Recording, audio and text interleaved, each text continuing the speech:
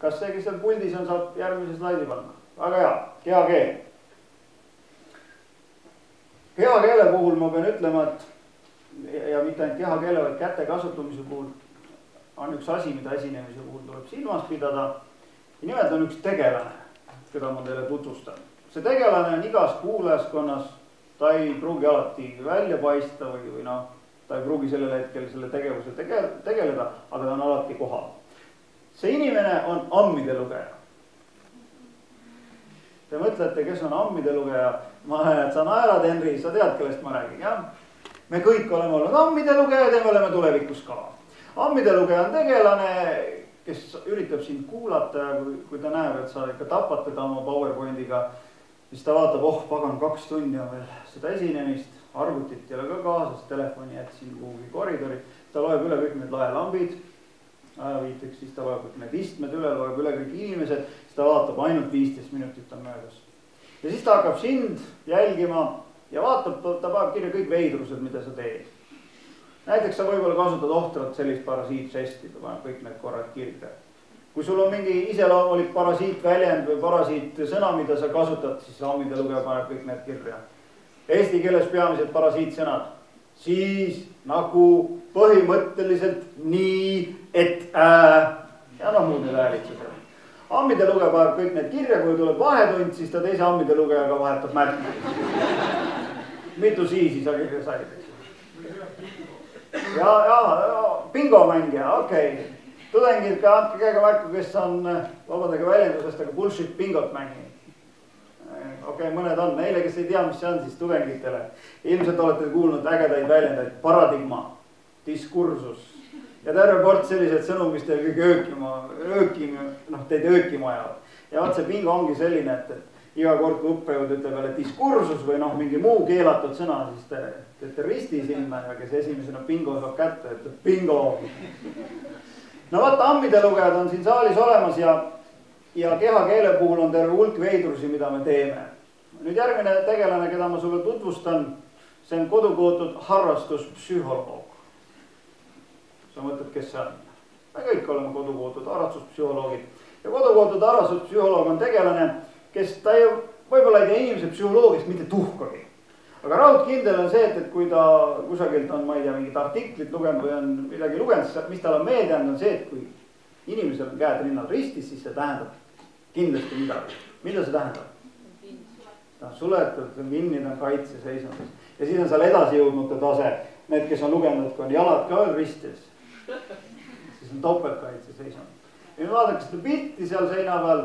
Naisterahvaste puhul see on nii tavaline asem. Teil ei pruugi isegi käed ristis olla, aga jalad on ikka nii ristis. Ma käisin reedel Tallinna lennujaamas oma emal vastas ja huvi pärast vaatasin naisterahvaid, kes seal ootasid. Lugesin kokku 17 naisterahvast, kellest 6 seisid niimoodi. Eks? Nüüd aga, käed rinnal ristis, me kõik justkui teame, et see on kaitseseisund. Vaatame natuke saalis ringi. Kaisa, mida sa kardad praegu? Sul on käed, kes ei tea, miks ma küsin, Kaisa istub niimoodi. Okay. Ma kardan karud. Ma kardan, et karud kaasab. Kardad karud, okei. Mida sina kardad, sest sul on jalg üle põllu? Mul on mugav kirjutada. Sa pagan. Mida sina kardad seal taga, sest sina oled, mõlemad on sellised. Mida sa kardad? Avalikku esinemist. Kardad, et ma kutsun sind siia ette? Jah. Okay. Aga kõige põhjus, miks me tavaliselt niimoodi istume? Mugav on, just nimelt. Kodus, kui ma telekat vaatan, minu lemmik asendan, laotan ennast sofale pikali ja siis ma olen niimoodi. Mida ma siis kardan? Vaprad ilusad. Ei, mul on mugav, eks.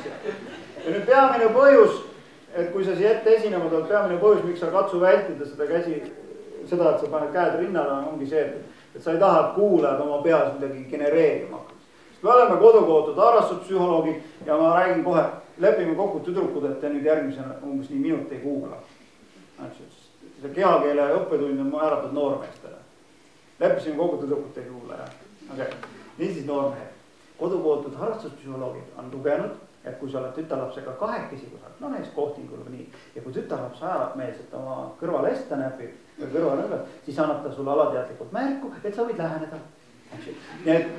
kui niimoodi on raamatut kirjutanud, siis noormehed, ärge mitte ühtegi muud kehakeele märki vaadake, kohe peale. Eks? Aga nüüd tõsisemaks minnes. Kui sa esinema lähed või kui sa üldse, kui me inimeste kehakeelest räägime, siis me ei saa teha mingisuguseid põhjapanevaid otsuseid ühe konkreetse märgi põhjal. Sa pead vaatama tervet gruppi, mis kõik ühes suunas viitab.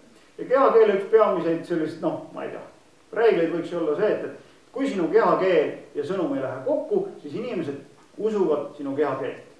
Olete mu väitega nõus? No neile, kes võib-olla päris hästi mu lausest aru saanud, toome näite. Öelge, milline on sõnum. Tere, mina olen Janek. On ütlemata hea meel siin täna teie ees. Tüdimus. Ilmselt keegi mõtles, et kui see oli nüüd hea meel, et milline siis on täielik tüdimus, üks välja näha. Ja nüüd, kui see siia ette esinema tuleb, siis sa oled närvis, eks ju. Ja sinu keha tahab, annab sulle märku, et ma tahan siit minema saada. Küll aga ei tasuks seda ju kuulajatele välja näidata, sest et kui sa kogu oma olemusega näitad, et sa siin ees olla ei taha, siis tekib ju küsimus, et miks peaksime meie tahtma sind kuulata. Sa pead kogu oma olemusega näitama, et sa näge, mis sa teed, ma tahan siin olla ja üks asi, millega sa oma närvilisus saad varjata, on see, et sa naeratad. Mitte totakalt niimoodi, vaid vaikselt niimoodi muhedalt naeratad ja enamik inimesi, ma luban sulle, et nad ei saa aru, et sul midagi viga on.